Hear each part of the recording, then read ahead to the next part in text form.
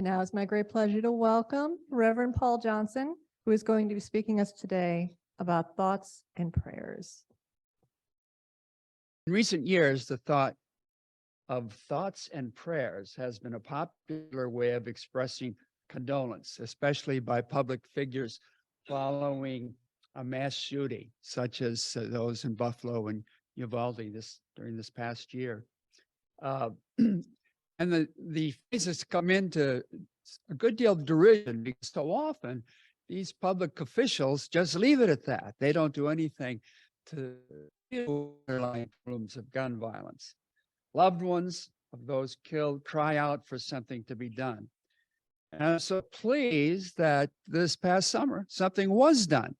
Not as much as some of us would like, but Congress passed a bill, which among other things included $750 million to help states institute and manage red flag laws, which will allow courts to temporarily seize firearms from those who are deemed to be a threat to themselves or others. It encourages states to include juvenile records in the National Instant Background Check System, which hasn't been the case in the past. It requires more individuals who sell guns as a primary source of income to register with the federal license firearms dealer process so that they will do background checks. There's a bit of room in that it wasn't as secure, I think, as it should be. What does those who have a primary source of income mean? That's going to be open to a lot of interpretation. But anyway, it was passed. And the girlfriend loophole, that the law gives the basis for taking guns from anyone convicted of domestic violence who have, quote, a continuing serious relationship of a romantic or intimate nature. Very likely, a good number of thoughts and prayers went into this whole process of this legislation. But more importantly, those thoughts and prayers led to action. Think of all the sponsors in the Senate went through. Senator Chris Murphy of Connecticut, a Democrat, and Senator John Cornyn of Texas, a Republican, to get this through Congress, the first time Congress has acted in terms of this issue in 28 years. Think of all the work by political organizations who've worked on the state and national level to bring this to pass.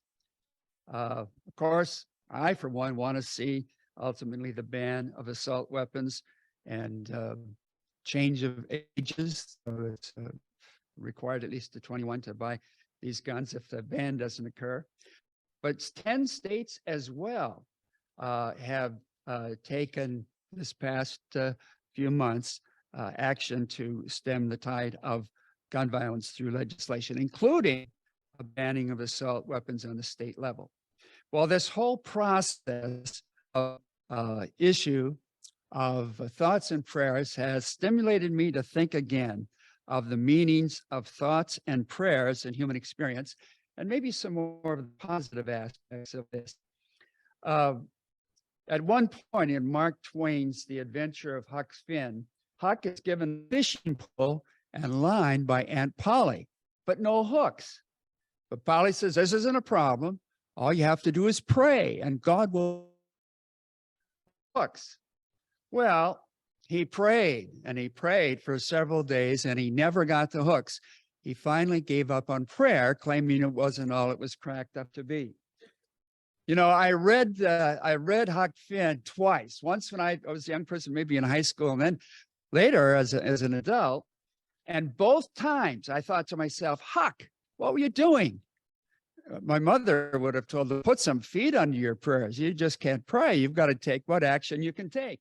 Talk to Tom and Becky Thatcher, and their parents might help you get hooks, or do a little bit of labor in exchange for hooks. Or better yet, go to your local minister there and tell him you're praying, and he'll want to see that your prayers were answered.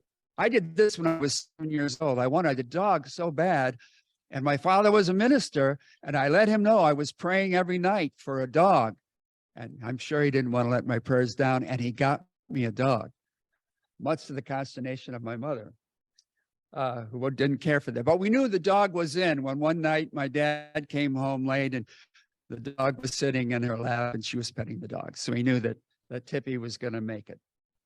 But I had similar feelings as a young person in regard to being let down by prayer.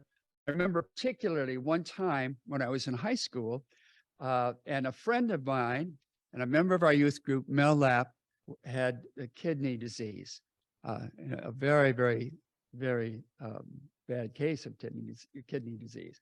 And so we prayed as a youth group, not only at the Wednesday night prayer meeting at church, but we prayed in each other's homes that Mel would be healed. But Mel was not healed and Mel died. And this was a crushing experience for all of us.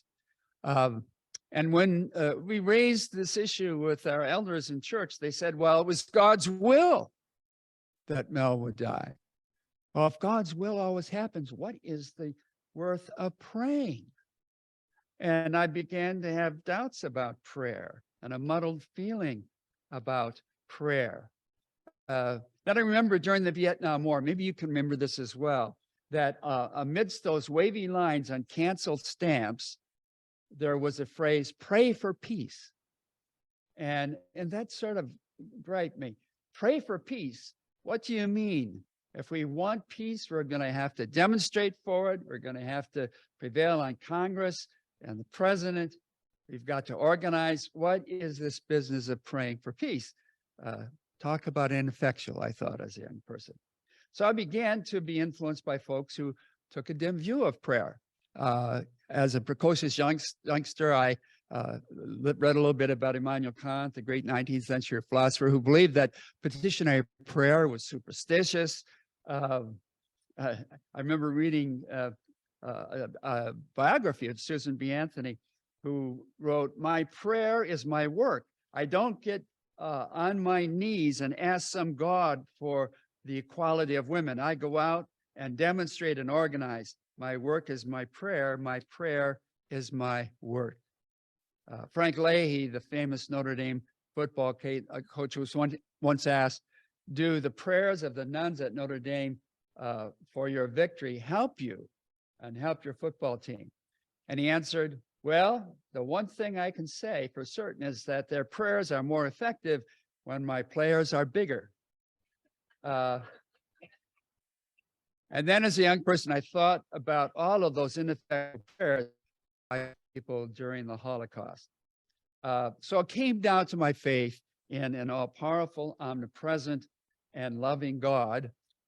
In short, the classical problem of evil. How could all this happen with a loving, all-powerful God?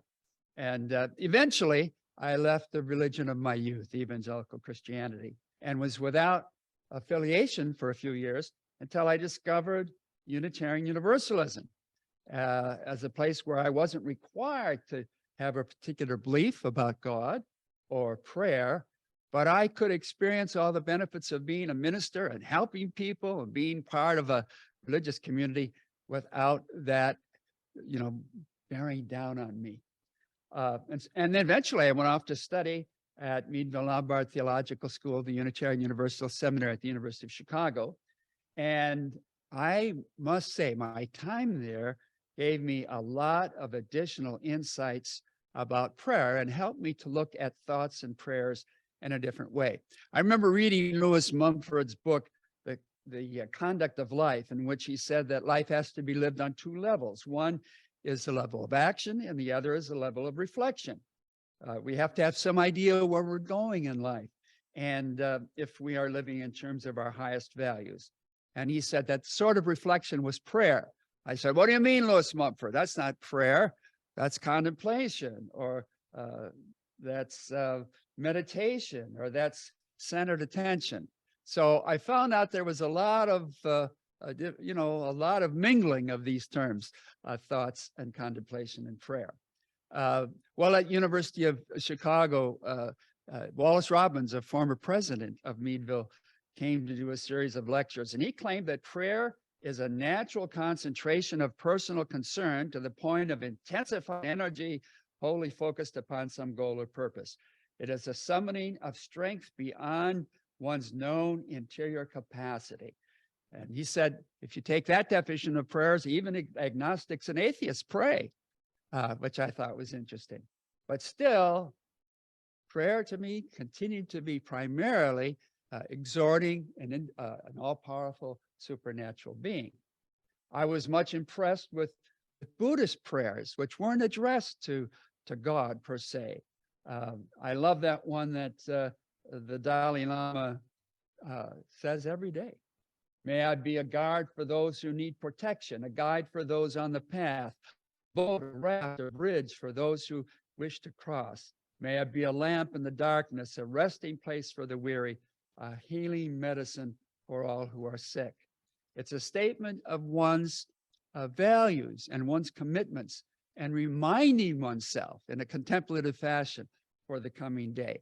And I remember someone coming and speaking to our chapel when I was in seminary, and he quoted by memory from that piece from Kalidasa, an ancient Hindu sage. It's found in our hymn book, often called Salutation to the Dawn. And I was so impressed, I memorized it myself. Look to this day, for it is life, the very life of life. In its brief course lie all the verities and realities of your existence, the bliss of growth, the glory of action, and the splendor of beauty. For yesterday is but a dream, and tomorrow is only a vision. But today, well lived, makes every yesterday a dream of happiness, and every tomorrow a vision of hope. And I find that very inspiring. And for many years, on my walk in the mornings, I would say that prayer, and I would kind of look at the coming day. In what ways am I going to realize the bliss of growth? Growth is not always blissful, but when you finish a growthful spurt, it's blissful, right? The bliss of growth, the glory of action. What am I called to do this day that I might have been procrastinating? And, you know, not only bliss of growth, the glory of action, but the splendor of beauty. How am I going to experience beauty in its many manifestations in my life this day? And I got out of the practice of my morning walk when I was having my vision problems. So I haven't been doing this for a while, but I got to get back into it. It's a very inspiring offering, a prayer to the deity necessary, but a centering of my day. I learned that Roman Catholicism tradition has two types of prayers: cataphatic, which is maybe verbal prayer or written prayer, or has forms to it. And then another form of prayer is called not cataphatic, but it is called apophatic. And that is just being with yourself without saying anything or thinking of anything, to be receptive to what may come. And, you know, I think this is true even in mundane things in life. This past week, our push and pull lever for our shower came off, so we couldn't use the shower. And Carol, my wife, kept saying, Paul, you've got to call a plumber. You've got to call a plumber. We got to have a shower, you know. Yes. Agreement, huh? And so I said, oh, geez, I hate to do it. You know, just to get a plumber out, you got to pay what, $150 and then whatever.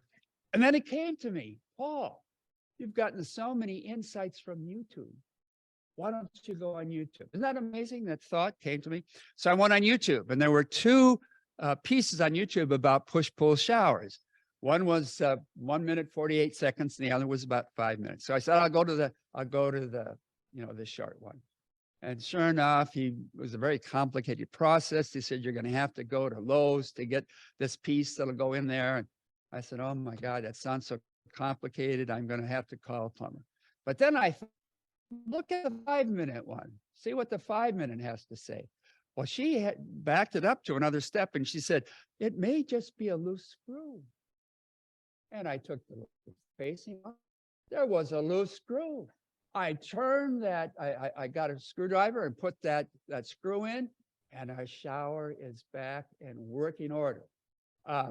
Now, isn't that amazing how my mind, I looked at YouTube because I needed to put a new air filter in my car. I said, they wanted $40 to do this at the dealership. I'm going to see if I can get this on Amazon and look on YouTube to see if I can do it myself. And I was able to do it myself and saved a good deal of money. But anyway, the human mind can reach back to experience of others and deal with so many of life's problems and exigencies.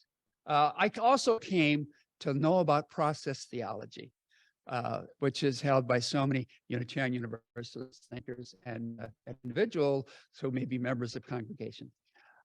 Process theology that God is not all powerful, but God is that element of experience which is a lure to the future in our personal lives as well as in nature that leads to meaning as opposed to meaninglessness and chaos. And that leads to love and harmony if we're open to it. And that's a different way of looking at God rather than being an all-powerful being. So all of these things were in my mind when I finally said, I'm going to go to the most valuable person living in our Unitarian Universalist world. That was Professor Adams, who I had for a couple classes. And I sort of screwed up my courage. And Professor Adams, what do you believe about prayer? And he said, well, Paul, back in the mid-19th century, it was known that there was a lot of oil under the earth. Where is he going with this? I said to myself. But he said, and there was some surface oil that was refined and people found it useful, but there was no technology for getting it from under the earth to the surface. But when that was discovered, it enabled a whole new industry. And he said that's what prayer is. It is a technology that was invented by human beings to take capability and understandings from the depths of our personality to the surface so that we can use them in our lives. Isn't that interesting? It's a technology of bringing to the fore what the wisdom and the insight within us. So I graduated from Mill and took these learnings out into my life as minister, and it served me well. I'm more on the thought side than I am on the prayer side in terms of, invocation of a deity. However, I must say this morning that I don't want to challenge your commitment to prayer if that works for you in your life. And that's important to you because we don't have a doctrine of prayer that is de rigueur among Unitarian Universalists. And I want to be open to people's experience. I remember reading a number of years ago an article in Life magazine about people's experience with prayer. And one fellow who told about his experience, who was a television producer, 50 years old, and he wrote that a while back, he was having a terrible time in his personal life. And he said, this time, rather than going to my psychologist, I'm going to go to my rabbi to see what he has to say. So he went, and his rabbi said, you need to pray. Now, pray out loud and tell God exactly what you want. And he said, I did that daily, and it worked. He said, now I'm rich. Love is coming my way. I've got a new lease on life and a sense of meaning. I'm working with ghetto children. A year from now, if things continue the way they are, I'll be so happy, I'll be obnoxious. And then I think as well, a number of years back now, in fact, I remember the exact year because I invited him to come because I was president of our continuing education committee on the UU Ministers Association. It was 1992, and we invited Tex Sample to come and speak to us about ministry. He was a professor at St. Paul's seminary, Methodist seminary in Kansas. But he told me about his experience as a teacher. He said he was against this piety with so many Christians. He said, we've got to have more of a social justice emphasis. And he ridiculed the song In the Garden. Maybe some of you know this song. I come to the garden alone when the dew is still on the roses, and the voice I hear falling on my ear, the Son of God discloses, and he walks with me, and he talks with me, and he tells me I am his own. And the joy we share as we tarry there, none other has ever known. I learned that song when I was a kid. And he just ridiculed it. He warbled it. And he said, I just kicked that song off the back porch, he said. But then after class, a woman came up to him and said, Professor Sample, I'm really upset with what you said about that song. She said, from the time I was 12 years until I was 18 years old, my father regularly abused me sexually. And after those times, I would go into the backyard, walk back and forth, and I would sing over and over again that song to Jesus. And it kept me singing. And so Tex Sample said to us, be sensitive to other people's varying religious experience regarding prayer. Your prayer experience may be very different from mine, and I want to encourage you in your religious path, but I want to encourage you to put faith beneath your prayers and to, so it leads to action as well as just contemplation or prayer. So I think both thoughts and prayers have an important place in our lives, in meeting basic human needs. And even in terms of the traditional categories of prayer, of course, one important one is petition. It's a form of prayer when we ask for what we need and what we want in life. You know, the 19th century poet James Montgomery wrote in his letter to music, prayer is the soul's sincere desire, unuttered or expressed. I think that's true with thoughts as well from the depths of our being. All of us have needs and desires when it comes to life. I think when I left an evangelical seminary, I remember I was standing in the parking lot of the Unitarian Church that was across the road from my evangelical seminary.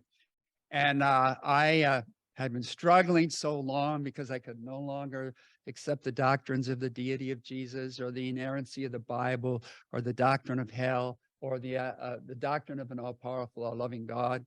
I was overwhelmed by the problem of evil in the world. And I said to myself, I no longer can continue in good conscience at the seminary. But I prayed out, and maybe like the Fred skeptics, oh God, if there is a God, save my soul if I have a soul. But it was, oh God, I would like to be a minister, but I can't do it within this context. If there's a possible way for me to do this, I want to be shown. And 7 years later, I was the intern minister at the Unitarian Church that I was standing in the parking lot of. And that happened not by miracle. It happened because I studied like crazy and found another path. And part of it was by accident. I was at a new staff member luncheon put on by the Kiwanis at the university I was working at. And the fellow sitting next to me was from the local UU church. And he gave me a little card about important names and dates of Unitarian Universalist history. And some of them were Channing, Emerson, and Parker. And going back to my office after the luncheon, I went past the bookstore. And right there in the window of the bookstore was a paperback sale and a book that said 3 Prophets of Religious Liberalism, Channing, Emerson, and Parker. And I bought the book. And the next Sunday, I was off to a Unitarian church. And that made all the difference in my life. And eventually, that prayer was answered through a lot of thought, a lot of thought.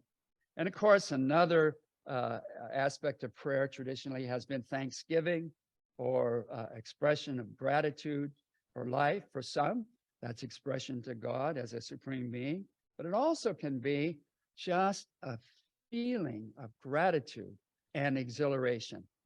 We're coming into, I was saying to someone as I came into, or the Phyllis, as I came into church today, isn't it wonderful this time of year when the temperatures begin to moderate and you feel that fall in the air and winter's coming? which is so wonderful in Florida. Very different than when we lived in the north. And I sometimes, especially I was out on my walk in the mornings, I felt at one with what Edna St. Vincent Millay said, "O world, I cannot hold thee close enough." Or that wonderful poem by Emily Dickinson, "When I feel exhilaration in nature." Exhilaration is the breeze that lifts us from the ground and leaves us in another plane, whose statement is not found. Returns us not, but after time we soberly descend, a little newer for the term, upon enchanted ground. Such a wonderful poem about gratitude and exhilaration. I'm thankful for Dr. Haddock of the University of Miami Eye Clinic, who really restored my sight this past summer. I'm thankful for my children and my wife. If I allow myself to count my blessings rather than dwelling on that which I lack, I am blessed. Last year, during the midst of the year before last, in the midst of the pandemic, I worked with Church in Jacksonville. And I remember one woman telling me, "You know, Paul, every day I have a standing commitment to phone a friend during the pandemic. We each list 3 things that we're thankful for that day." And she said that was very important for a lift to us during the pandemic. And of course, the other is confession or self-examination. Whether we believe in thoughts or whether we believe in prayer, admixture of the two, it's a time when we call to mind our highlights and check our life in terms of them. I particularly like St. Paul's fruits of the Spirit from the book of Galatians in the New Testament. I like Buddha's Eightfold Path. I like from Zen that mindfulness reminder: when shopping wood, shop wood; when carrying water, carry water. And as I mentioned before, the salutation to the dawn. All of this reference to traditional areas of prayer, I think, are exportable to the area of thoughts, of self-examination, of thankfulness, of even in intercessory prayer, where we keep in mind the needs of others who are close to us. All of these are important, whether we're humanists or whether we are theists. And I want to close with another wonderful poem by Emily Dickinson. Contemplation as a matter of windows, doors, the open sky, symbol of ability, a matter of spreading wide the hands to gather paradise. I'm going to repeat that again. It's such a wonderful poem. Contemplation or thought is a matter of windows, doors, the open sky, symbols of possibility, a matter of spreading wide the hands to gather paradise. So may it be.